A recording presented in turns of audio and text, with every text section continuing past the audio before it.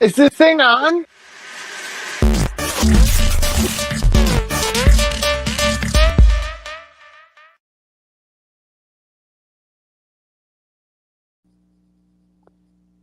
Muted.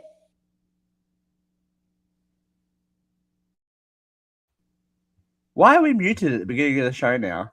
That didn't happen. Oh, Vera. There we go. Hello. There Hello. we go. That's a new feature. Thank you, StreamYard, for muting us at the beginning of the show. They don't want us to talk. Maybe they've learnt from us that it needs to be a buffer. We need to have a certain. We can drop an buffer F-bomb in 3.2 seconds. Well, we are very talented in that discretion. Oh my God, what's going on? The technology's turned against us. It's hotter than the Strait of Hormuz in here. Oh my God. We are here. Oh, it's Lord. UCR Live. We're ready. It's me and B We are today. ready. Let's go. Let's do this. We're ready to go. Have you had an action-packed week, Vera?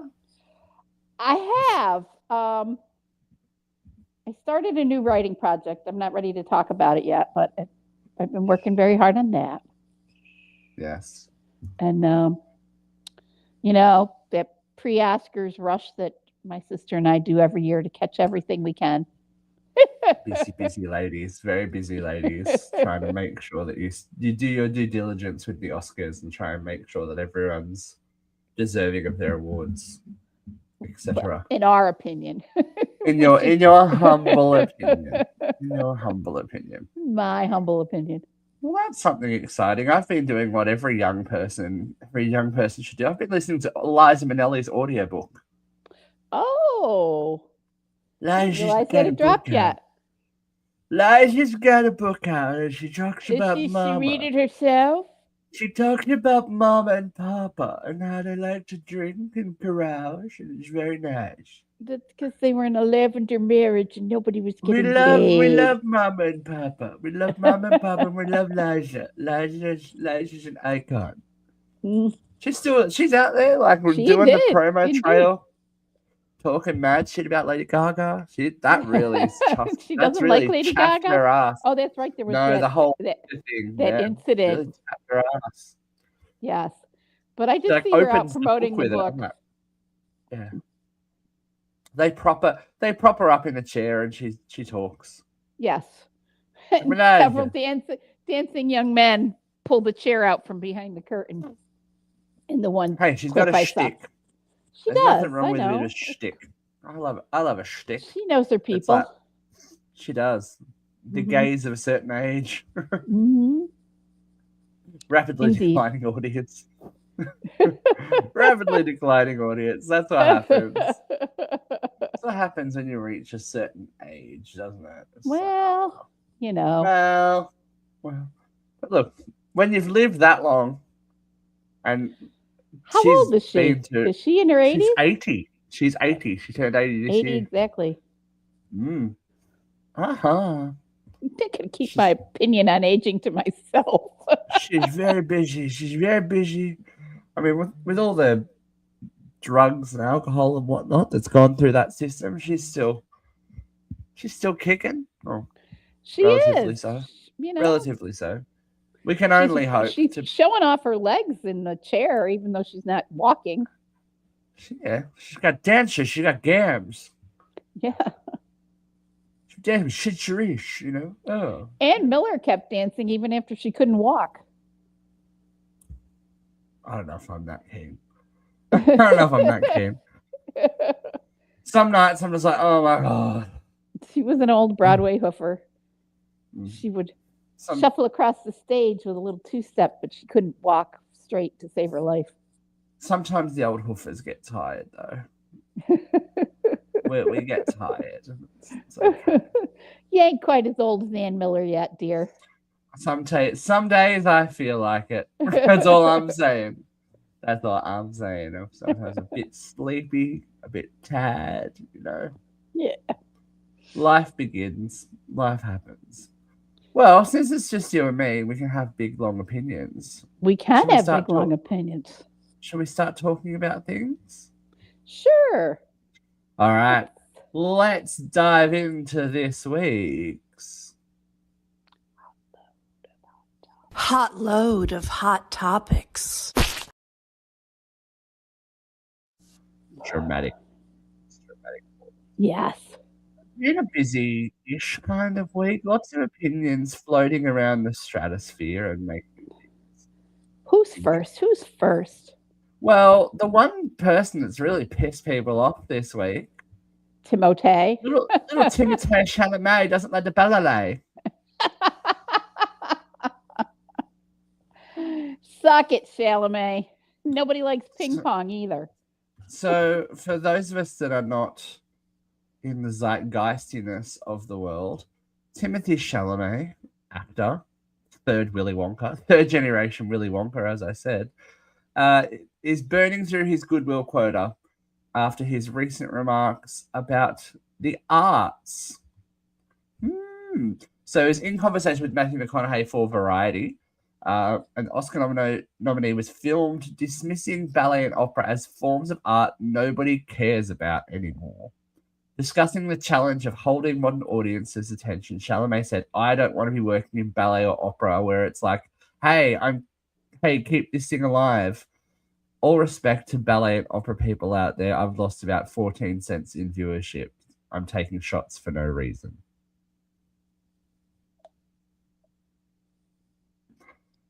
Look, he's lost my respect. Joke, I get it. A joke, I get it. The problem comes when it's a little bit more telling that his sister, mother, and grandmother were all professional ballet dancers, and he trained at a very prestigious performing arts school. I've always thought this guy was a fucking douchebag, but he kind of proves it. You would think he would understand that all performance comes from the same place. I think he's one of those ones though that is like, oh, my art. He's made a movie about ping pong. Yeah. And he has the nerve to save the world. Relevance of art forms. When has ping pong been relevant in the 21st century? Mm-hmm. Well, he thinks it is, and I don't even think it's still an Olympic sport. But I just think he's like that worst kind of, you know what it's like. You've been in the theater. He's a capital A actor that thinks his art is going to like change the world, save lives, move the nation, etc., etc. It's like, dude, you're a fucking douchebag. You know what? I got to tell you, some of the things that I've learned being on stage is humility. You know, taking off your skin and stepping into somebody else's skin helps you learn that the world is full of different people and your lived experience isn't always relevant. And I don't think he's learned any of those lessons. Well, there's the comment section has been going off. There's been arguments left, right, and center in the comment section. But one of them says, "You've got to feel for the boy. He's ingesting so many microplastics now that he's dating a Kardashian." Oh my God. Which, yeah, people be funny. But I think he's reached that point where they disappear up their own ass. It's just like, oh, okay. But I mean, as I said, you were the third Willy Wonka. Calm down. His film "Call Me by Your Name" was based on a poem. You know, if you can't extrapolate that poetry and lived experience and art and ballet and opera and movies and television is all part of that same expression, then you have gravely disappointed me. It does surprise me that Jamie Lee Curtis, backed him up.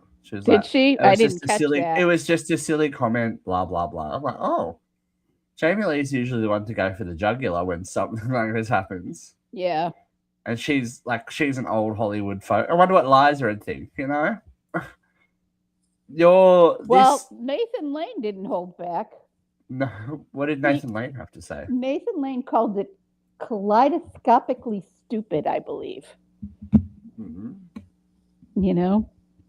Well, there's been discussed that Matthew McConaughey and Timothée Chalamet were not actually the Federal Brain Trust on arts. Yeah, I have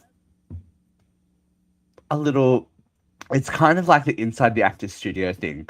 Yes, sometimes it's interesting, but it's like ego stroking. Yeah. 101 is, oh, you're fabulous. Let me tell you why I think you're fabulous. And you can tell me why I think I'm fabulous. And we can all just like circle jerk of greatness together. Well, I do wonder if there was some smoke involved before the interview. Was he trying to prove something to McConaughey? Was he starstruck? That he's cool. It feels like an edgy comment that kind of just did not land. And if I was a female member of his family, it kind of speaks of a little bit of misogyny too. Oh, absolutely. All of that work. His form more valid than their form, kind of. Yeah, my art form's better because I talk to people in the dark. Let's not really examine how well the movies are doing at the moment either, Timmy, because you could be doing a career change very soon. Mm-hmm. Like the cinema is not what it once was. So, well, the voting deadline... Neither is the arts. The voting deadline for the Oscars hasn't passed. So there are people out there who have not cast their ballot who he's probably pissed off. Right, 100%. You know, like Whoopi, like Nathan Lane. These are members of the voting academy. It's just not a very good color. No, it's not. But he's young. This is what young celebrity is. And I noticed it in the comments as well. It's kind of what we've trained the next generation to do. So when you post a comment on an article, it's not a full stop. Yeah, it generally incites more conversation. A comment directs a line of thought. I saw somebody going, I didn't post that for you to respond. It's not up. It wasn't up for debate. It was just, that was my feeling. It was valid enough. It didn't require a response from you. I'm like, well, that's not how the world works, kids. No. Gen Z. It's not how the world works. You have to continue. It's that entitlement thing. You know, you're entitled to my opinion, but I don't have to take yours. And the thing is, we've empowered these next generations to believe that everything they say is valid, every feeling they have is valid, and the world will stop to cater for them, and they don't have to be held to back up, support, argue against, argue for that what they say is right because mummy and daddy have said so. Right. And that's the energy they take into the world. And that I see it every day. Mm-hmm. I see it every day in the kids I teach that they take correction as a personal attack that is like world shattering. But you have to be able to grow and to learn through interaction with others. The working world is going to eat these kids alive. Yeah. They got away. I think everyone got away with it because of the COVID lockdown. You know, yep. We were all allowed to recess into our bubbles, and I think it's done more harm than good for socialization. I'm inclined to agree. And because maturity, we have an immature generation of adults. Because the only access to the world for a hot minute, and it's interesting that we're talking about it today because this is the anniversary of Australia's lockdown, COVID-19. So right. we're very. It's like a secularism where you believe that your world is the only correct way to navigate through life, and I think it's why we're why we are where we are politically and just as a society at the moment, because we're so conditioned now to go, well, the world will operate the way I want it to, but that's not how it works. It is sadly not how it works, kids. And life is going to smack you around the cojones a few times before you realize that that's happened. So that's a very good segue to our next victim of the week. Another one. Chapel Roan. Oh, I missed this story. What did Chapel do? Chapel's very upset that she's famous, basically, again. Chapel Roan has started a war with the paparazzi after a run in Paris Fashion Week. The clips are still out there of her kind of aggressively confronting a paparazzi flock that she deems aggressive. She in the clip, she demands to be left alone, claiming they've been following her and ignoring her requests for space, making her feel disregarded as a human. This is what it's like, she says. I'm just going to dinner and I've asked these people several times to get away from me, she's heard saying in the video, which also shows her filming live footage on her socials. These are all people who are completely disregarding of my boundaries. So all of you, I'm asking you kindly, please leave me alone and stop following me, harassing me. She's basically grandstanding in front of the camera. Right. Public sympathy did shift, though, because she is berating these people, and what appears to be a persistent fan of hers that has been asking for an autograph, and then she accuses him of being the worst of the lot. This person I've asked several times to go away and they will not. They're hiding their face because they're ashamed. The man then appears from behind his tiny poster and asks Chapel for an autograph.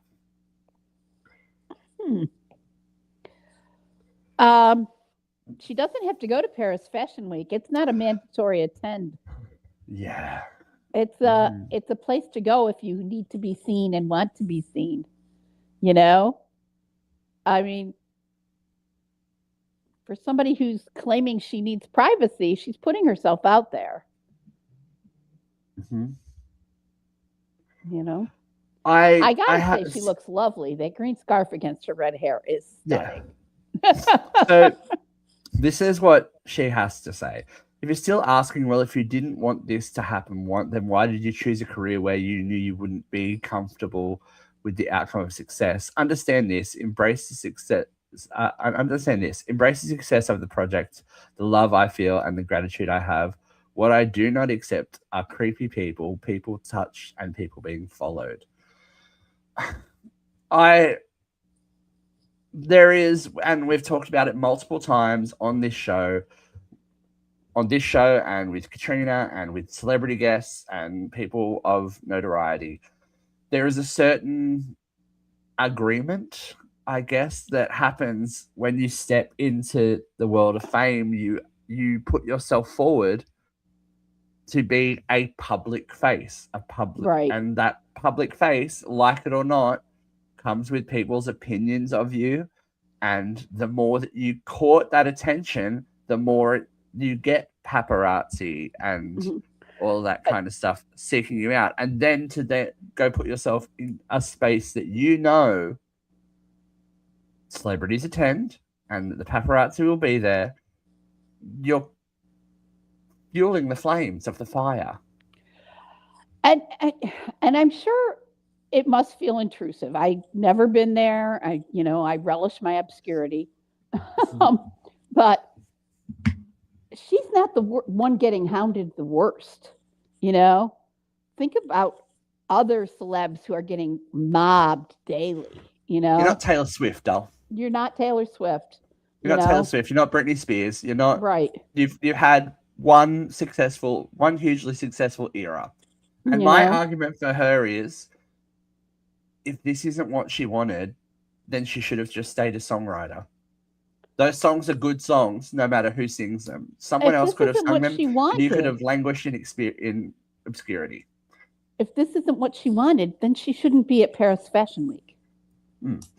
You know, All right, you can have that kind of celebrity and stay home. I'm sure she has a very lovely home. She can I'm sure still she does. tour and she can still write her music. She knows if you go to Paris Fashion Week, you know that the press is there. You and know, the fans have paid for all that because right? they're buying into you and your brand, and they're trying to support you, You know, etc., etc. and I, I have sympathy for celebrities whose privacy is completely obliterated at a certain point in their careers, but there are places that those celebrities avoid when they don't want the press around them. I saw a clip of Lady Gaga saying the people and I think it was a little bit of an older clip, saying the people that are complaining that they can't go out just maybe need to spend their money on better security. There was didn't look like she had anyone there with her. It did not look like she had anyone there. It didn't look like she needed anyone there. She did not appear to be mobbed. There was not a mob of people there. I'm not trying to diminish her feelings. No, neither am I. But there comes a point where you poke the bear that many. It's like messing with a cat. You're going to poke it, you're going to poke it, you're going to pull its tail. Of course, it's going to swipe at you, and then you can't complain about it when it happens. Yeah. But she's not Princess Di. She is not getting mobbed. There are not. No, you're not dying. You're not dying in all a tunnel. Over. That picture had street visible, cars visible, walls visible. When Princess Di exited a building, there was nothing but cameras. You saw nothing but flash bulbs and her trying to get from building to car, or right. She's not at that level of mobbing. I don't think that, again, I don't think that this generation understands what celebrity used to be like. You look at old like video reel footage of Marilyn Monroe, like Britney Spears. They could not go anywhere. Like there's that famous footage of Marilyn leaving the hospital after she'd had a miscarriage, where she's like visibly weeping, right, and not well, and she was being asked for comments and all this kind of stuff. Yes, intrusive. Yes, unwanted. But it's also in the way that you react to it as well. Right. When you react, like when you retaliate and you play the game, that's what they want sometimes as well. I think they are hoping for you to get belligerent. They want that. That's what sells, and there is no magazine anymore, so it just goes straight online. But yeah, don't play the game if you don't want to get played. Is my vibe with her, and it's coming out that she might not be the nicest person in the world anyway. But again, I had heard that too. Who says that celebrities have to be nice people? No. That's that's another argument, but you can't cry wolf too many times without people going, "Are you fucking serious?" Because that's how I feel about it. Right. Speaking of, are you fucking serious? Harvey Weinstein wants us to feel sorry for him now. Harvey Weinstein has spoken to the Hollywood Reporter for the first time since his arrest and eventual incarceration.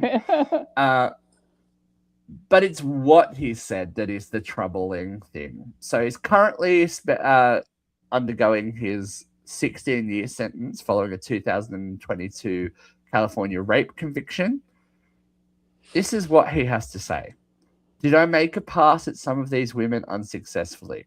Did I overplay my hand? Yes. Was I pushy or overly seductive? Yes to all of that. Look, I should have never gone out with the people I went out with. I was married to a fantastic woman who had no idea what I was doing. I lied all the time. I improperly used my staff to hide these things. But did I ever sexually assault a woman? No, I never did that. Yeah, there's a court of law that says differently, Harvey. Several. Yeah. And I'm not inclined to cry a tear for another white rapist saying I'm the victim. So let's put it into perspective. That's what he has to say.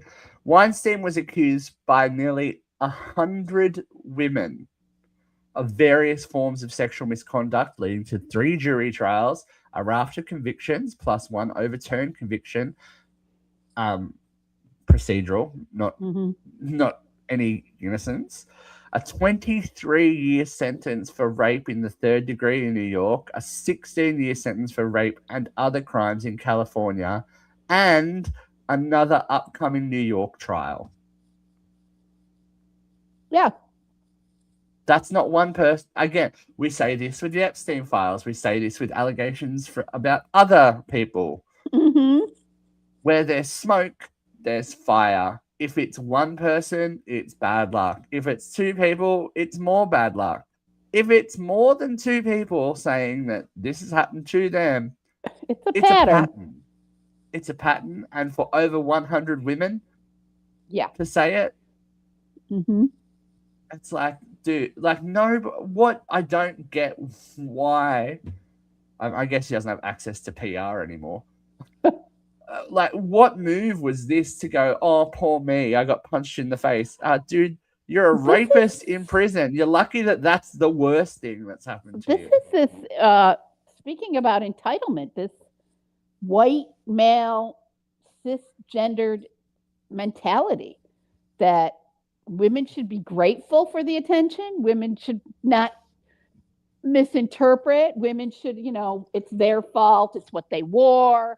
There's always an excuse that they're the victims of these vixens running around on the planet, distracting them from their greater causes. No self-control. No self-control, no self-regulation. And he is not of the modern generation.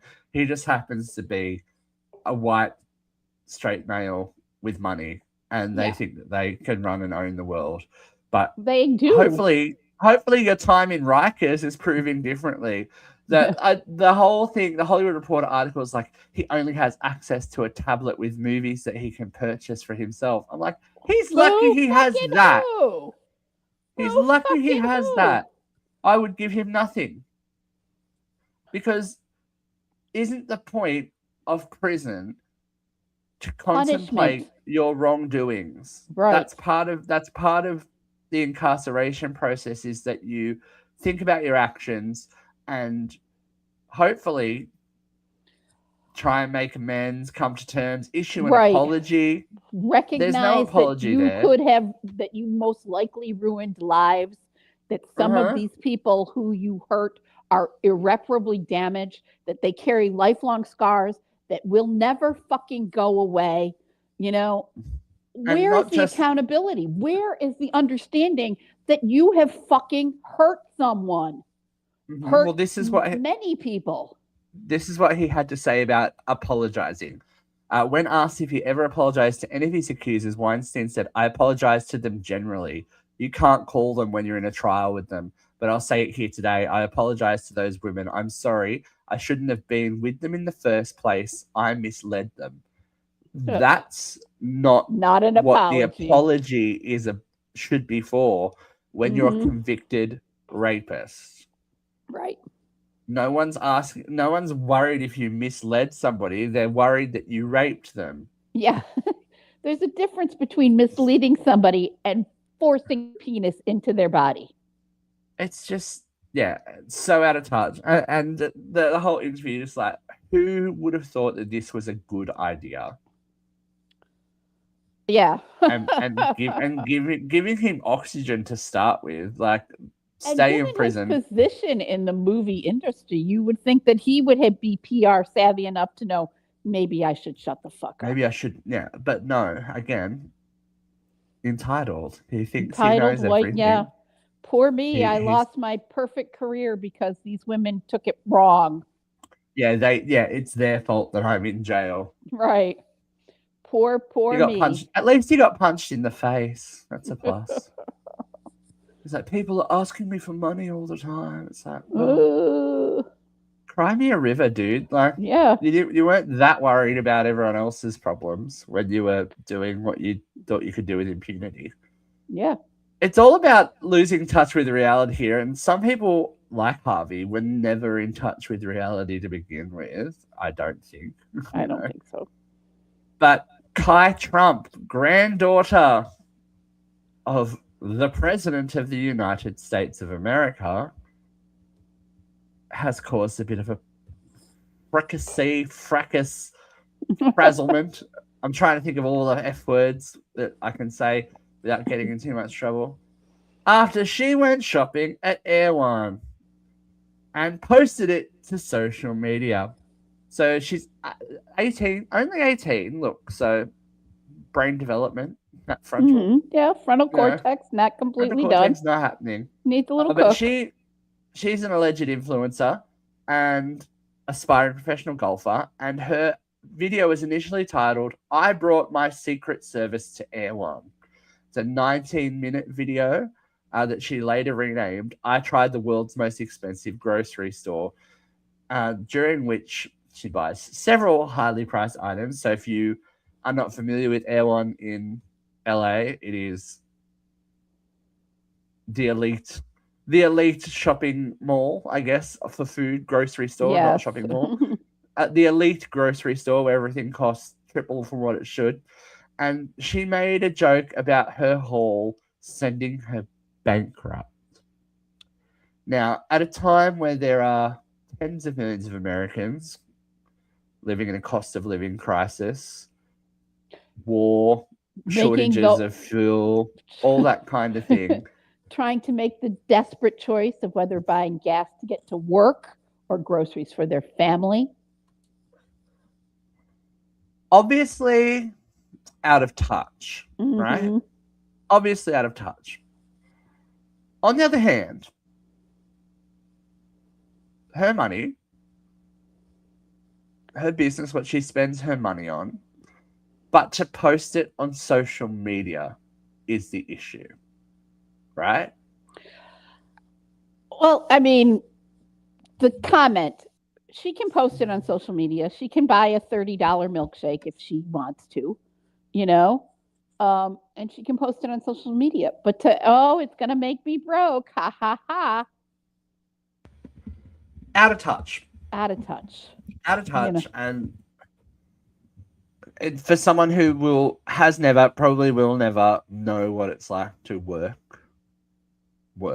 Yeah. A 9 to 5, sweep floors, pick up crap, look after other people. It just doesn't view well, I think. But again, and this is something that we have also talked about on this show, kids these days that have grown up with social media don't understand the ramifications of what they're doing. It's something that the more that I experience, they should have some kind of social media interaction class at school. Yeah. It should be some kind of mandatory thing where they understand the pressures of what and the ramifications of what they do when they post something that they can't necessarily always take back. Right. Because for Kai Trump, okay, this might not mean a lot, but for kids that go out and do something stupid and post it on Instagram or Snapchat, there is now a paper trail. There is evidence for a court of law. There is all this stuff that will go back and affect you in the long run when you look for a job. People Google you now.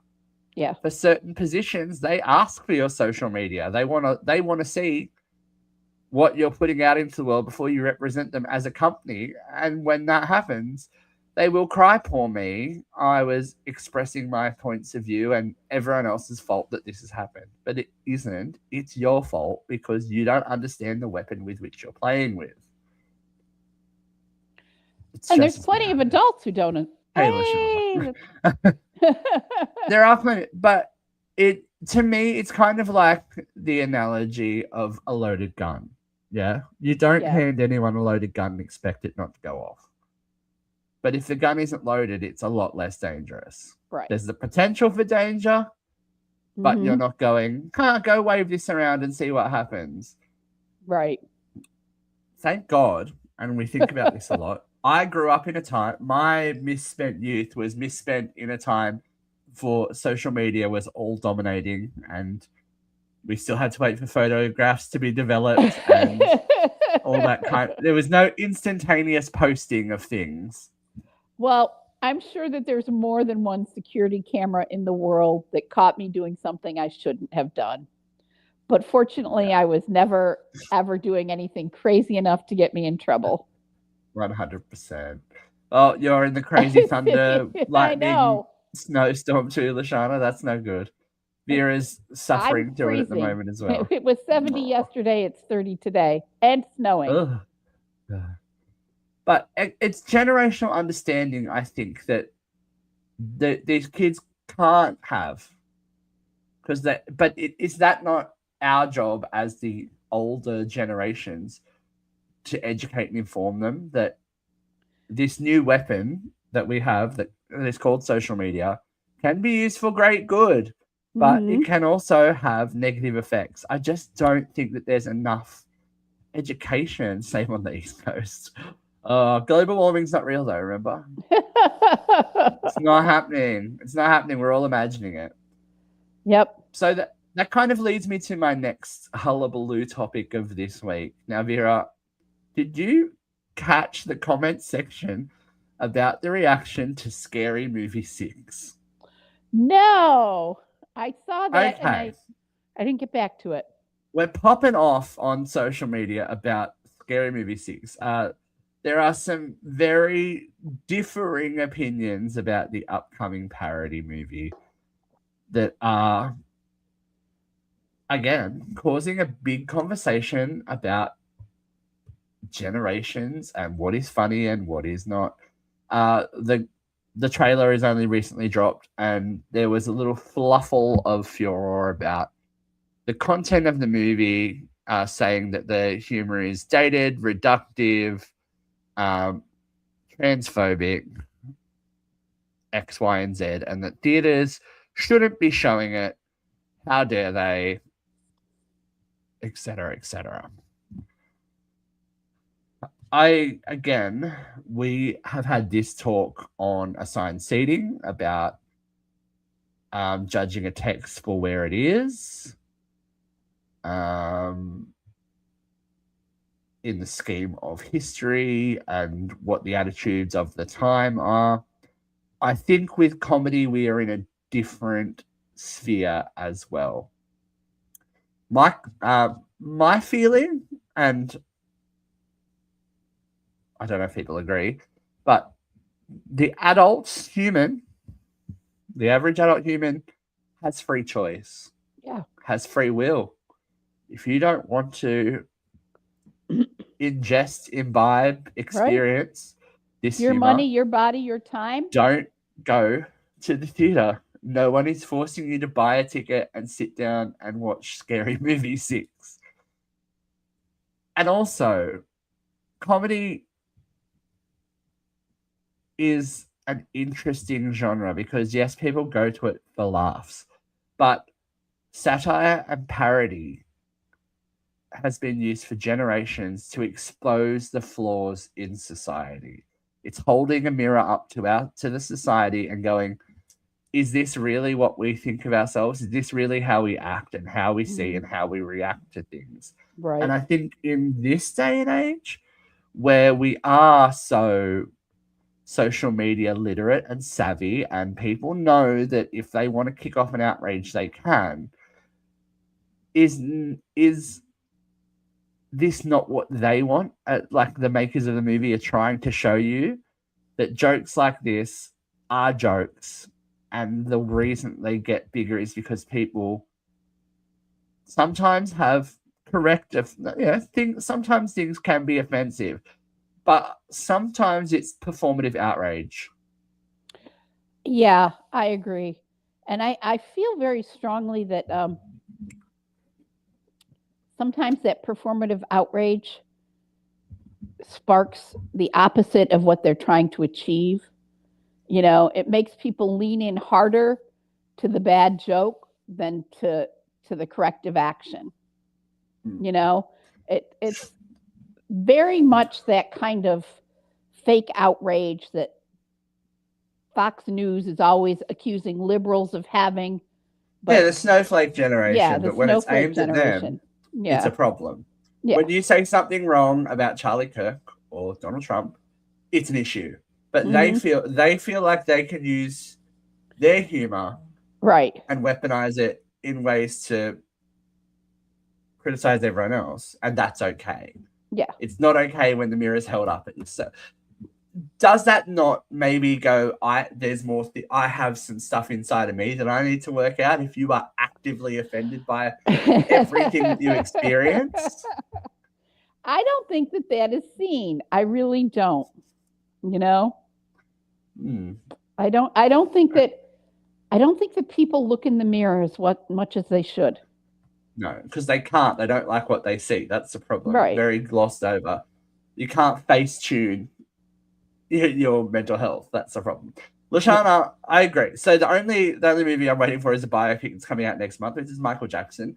But this is something you can be. Like, for example, Paris Jackson has pulled support for the movie about her father that is coming out. She says it represents a very one-sided view of the story. It doesn't necessarily tell the truth that I know, so I'm not going to support it. She has a right when it's her father, right, to be a little upset, to be a little outraged. Well, I'm curious to see how the narrative has changed since he died. Well, there's been big shifts, especially with the Epstein of it all, that maybe we were vilifying the wrong person. But again, he was found innocent in a court of law. Right. If we're going to uphold the guilt of somebody, you're going to have to and we didn't like it with OJ, but you have to accept it. You didn't like it with Casey Anthony, but you have to accept it. You examine why these obviously guilty people, and that's not alleged. That's, in my opinion, that is not alleged. They're both killers. Why and how they were able to buck the system and get away with it when other people are tarnished forever. Yeah. But that's part of playing a part in society, and it matters that you go to jury duty, and it matters that you vote, and it matters that you stand up for what you believe in, and it matters that you protest. Stay informed. Yes, you can't stick your head in the ground and be an ostrich and go, "Oh, attention. Whoopsie daisy." Yeah. Speaking of ostriches, this woman looks like she doesn't know how planes work, but isn't that the best picture? I had to pick it. Oh, that's the best line on the best pictures too, my friend. She's like, how do they stay up there? Despite no military service and zero experience within the forces, Donald Trump has appointed Erica Kirk to the Air Force Academy's Board of Visitors, replacing her husband, Charlie Kirk. So here's, for those of us that are not savvy with that kind of thing, the U.S. Air Force Academy's Board of Visitors serves as a formal oversight body created by Congress to examine how the Academy operates and how effectively it prepares future officers. Federal law directs the board to review the Academy's morale, discipline, curriculum, instruction, physical equipment, fiscal affairs, academic methods, and other institutional matters it considers important. Okay. Show me where she's qualified on the board. She's another Trump blonde. He is so much like Alfred Hitchcock. He's got a thing with blonde women. Absolutely. But he also, there's this underlying incompetence. They don't fucking know what they don't know. They assume that they're capable of doing anything. You know, she has the hubris to think that she can. Yeah, she has the hubris to think that she's completely qualified for this. Hexeth has the hubris to think that he's totally qualified to be head the Department of Defense. Look at Kristi Noem. Yeah, Again, not blonde. Patel. She can't acknowledge that she was fired. She moved on to a different position. No, you fucked things up. Position. You fucked things up so badly that they had no choice but to get rid of you and put you out to pasture somewhere. You served your usefulness and you're done. And I don't understand why she's heir apparent to everything just because so she replaced Charlie on the board, which is fair enough. He was a political figure that was trying to move younger generations forward in a questionable morals, ethics, all that kind of things, questionable belief, but that was his work. Mm-hmm. That was his life's work. That's what he believed in. That's just his wife. Oh my God. That's just his wife. Interestingly, the board itself has not announced Erica's appointment. Her name just is there. It's kind of like they don't want her. There's not. There is a precedence in this country that goes back into my childhood. I have no idea where it started, but I know it's been there for a while. When a congressperson or a representative dies in office, very often a president will appoint their spouse to continue their tenure. Mm-hmm. It has happened. But this position really does require a very specific skill set. You know, you need to understand military operations and military deployment. And I think it's very clear that this fucking government doesn't understand that. At the very least, understand the plight of the cadets. Yeah. The people going through the training, being the representative for them. If that was the field in which she worked, yes, I understand that. But she's just Mrs. Kirk. That just gets her through. Oh, I don't know, but with the rogues gallery that's currently flopping around in the administration, it's just like, and it's like the rogues gallery, but not like a good one like X-Men or Superman. No, it's like the rogues gallery of Batman, the TV show. Pow wham bop. Pow wham bam. Curse you, Batman. I'll run around in a circle and fall down. It's very that. Yeah, it's very that. Maybe we need a political cartoonist to do them up like the various enemies of the state that they are. All right, Vera, I have something for you. I have a view from here that we can discuss because it's an interesting one. I know how I feel about it, but let's jump.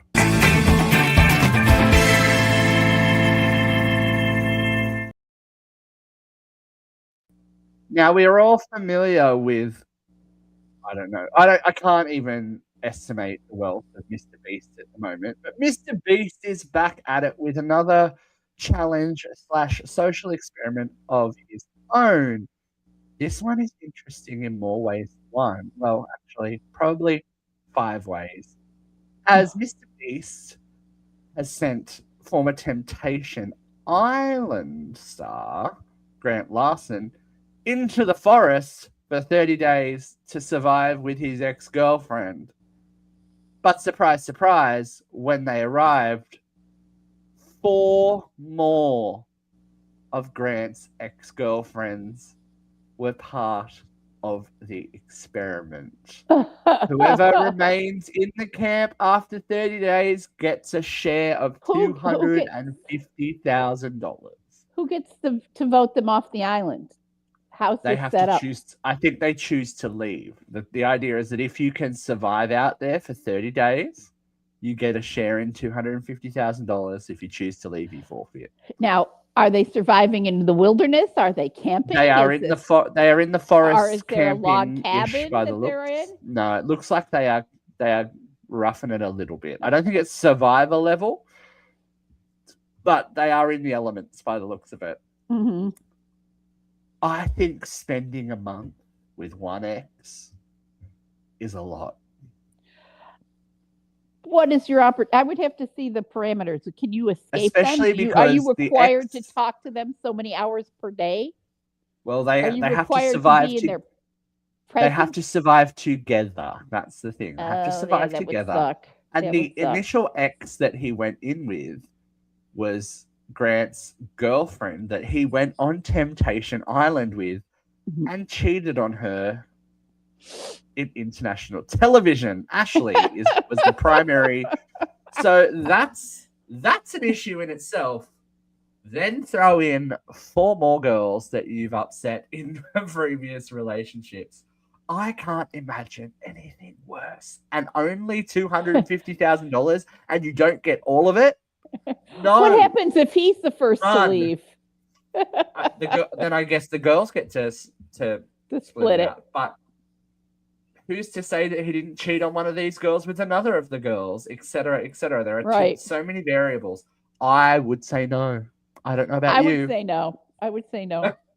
Well, first of all, I would say no to camping.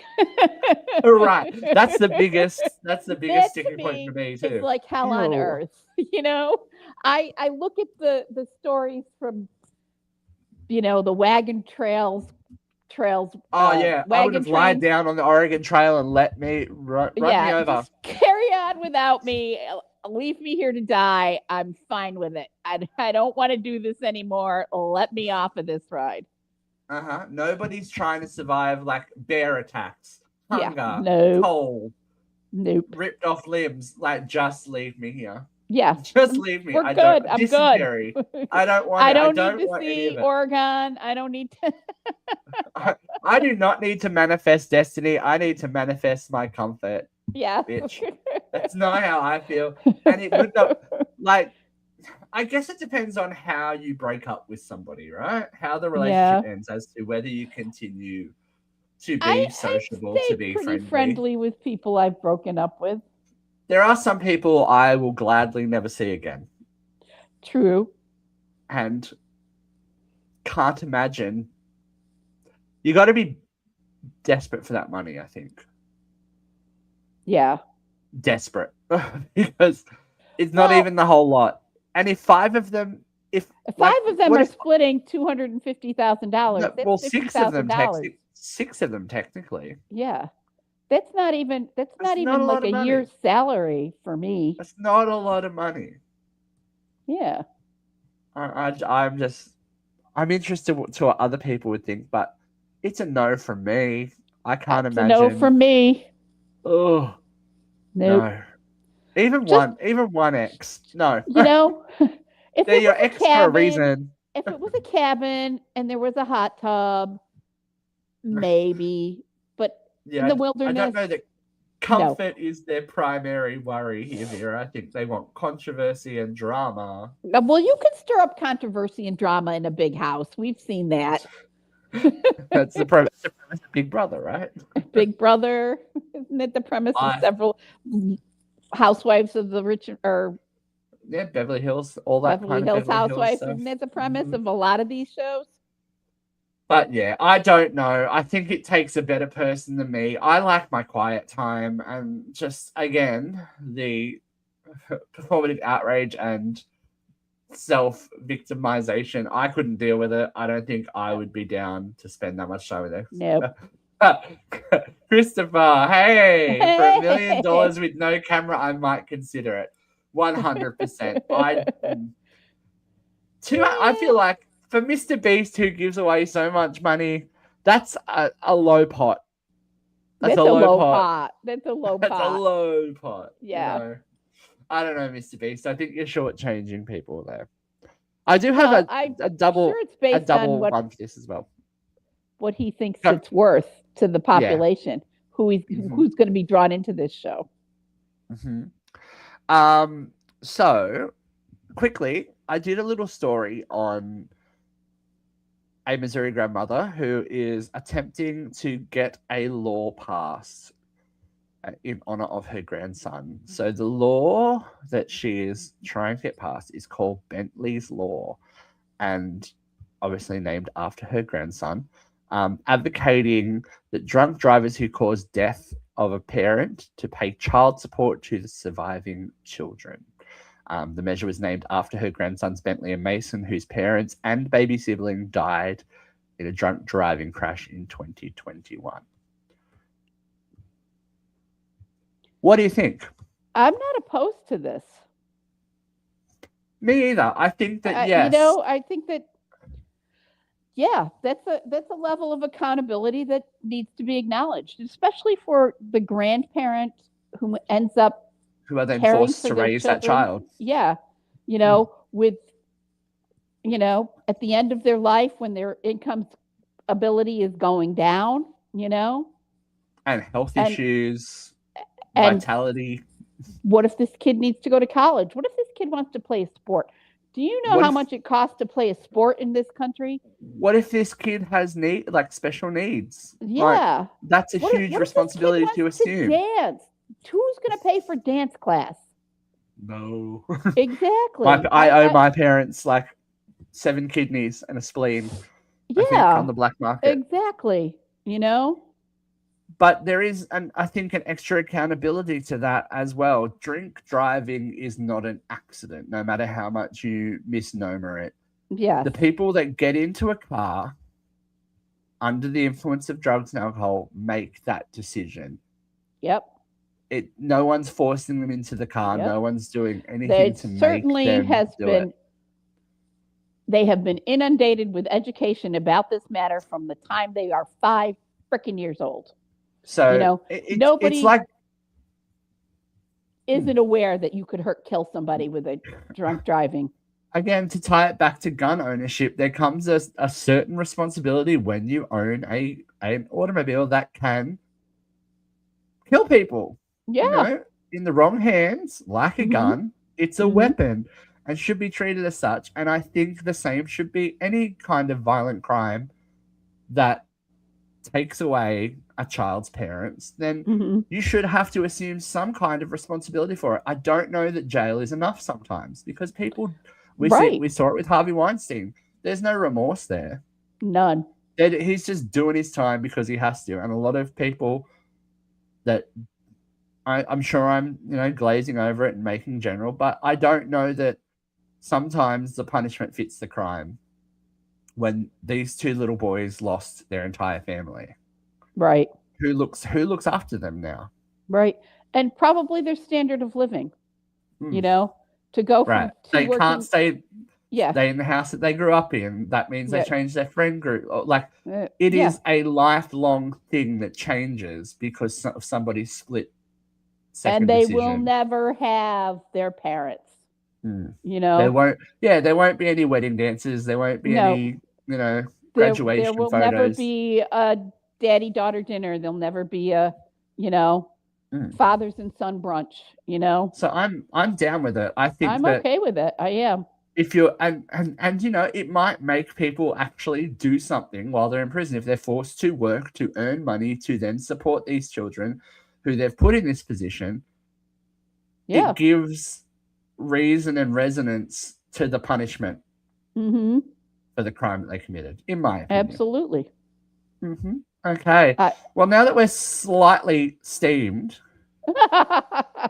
should we reach boiling point? Steamed. I can do it. I can get to boiling point from 0 here. 0 to bitch in 0.3 seconds. It's time for Vera Vance.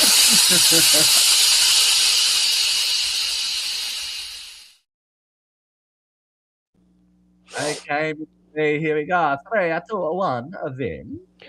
Well, I have a couple of things I want to talk about this week.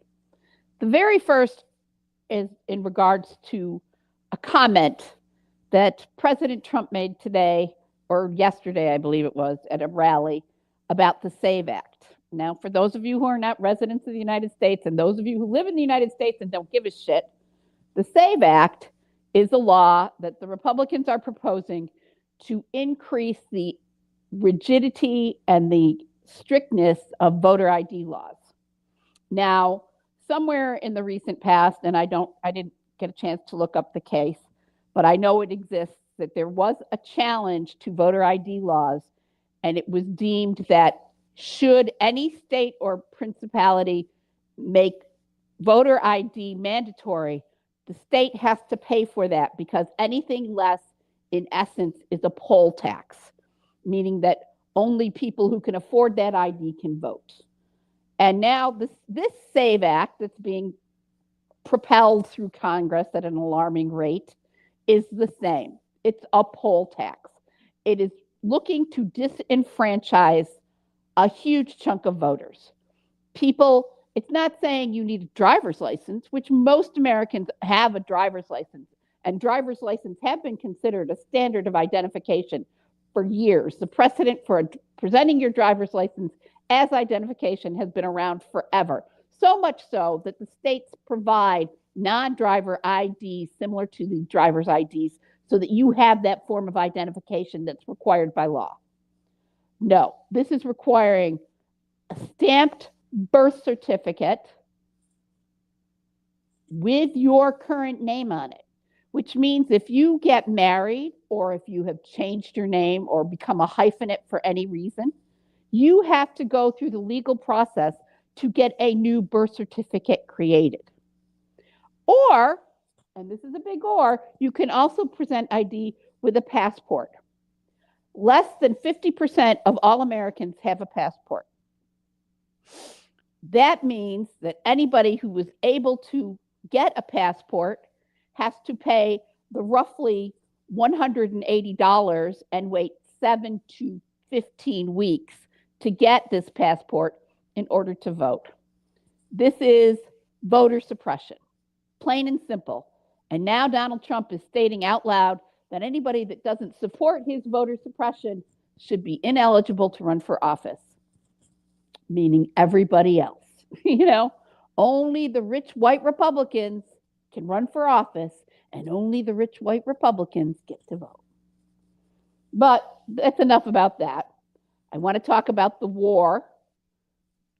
This week, the Trump administration and their lackeys have been out on social media peddling their reason, okay?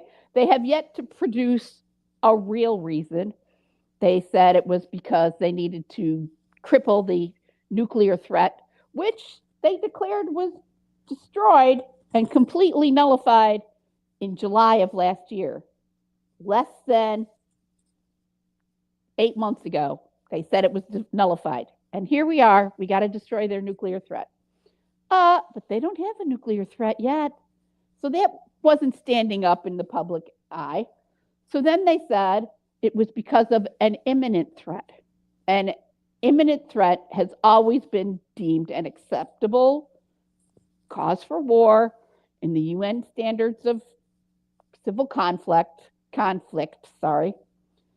but they can't tell you what the imminent threat is. And it's pretty clear that they have no idea what the imminent threat means, because Tom Cotton, Republican senator, went on the news today and said out loud with his full chest, there's been 47 years of imminent threat. Dude, get a dictionary. You can't have 47 years of imminent threat.